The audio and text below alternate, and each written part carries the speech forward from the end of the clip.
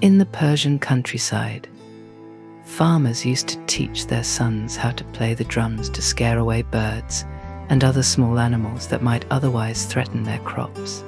Young boys spent entire days and nights in the fields and played their drums to their heart's delight. One of the drummer boys had been learning the skill since he was so small he could barely hold the instrument in his hands. He loved the sound as well as the motion of his fingers as he caressed the drum's skin.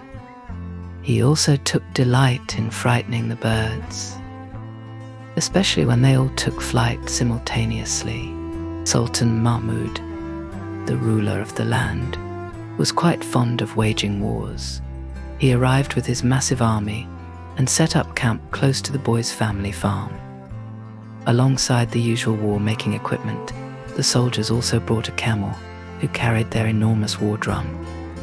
The army's drummer thumped on the noisy instrument during times of war, day in and day out, without a break. Consequently, the camel was almost completely deaf and could hear nothing other than the sound of the great war drum. As the Sultan's vast army spread its camp across the land, the camel happily strolled farther and farther away from his keeper, grazing on the fresh green grasses that he rarely had a chance to enjoy. The morning after the army's arrival, the young farm boy left for work as usual, but a surprise awaited him: a camel, contentedly nibbling on his family's crops. He was quick to react. He picked up his drum and began to thump on it, as hard and as fast as he could. On and on he drummed, and the sound carried for miles until everyone working in the fields could hear him. The camel, though, in its deafness, continued to calmly eat with great appetite, destroying the valuable crop of the boy's family. When the boy's drumming had continued ceaselessly for hours, an exasperated farmer working nearby decided to walk over and find out the reason for all the clamor. When he found the boy and saw the camel close by, he figured out the problem.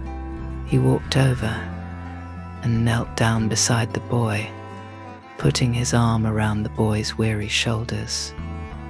"My young lad, are you drumming to scare away the camel?" The boy nodded without interrupting his loud playing. "You know that this camel belongs to the army, don't you?" the farmer asked. The boy nodded again as he continued to play. "Do you also know that he carries their enormous war drum? And have you seen the size of this drum?" The farmer spread his arms wide to replicate the breadth of the massive instrument. "This poor beast's ears are numbed to the sound of your small, delicate drum, my dear. He probably hasn't heard a beat," he told the boy gently. "Not every drum scares away every animal, and yours is not suited to drive away anything other than small birds and rabbits."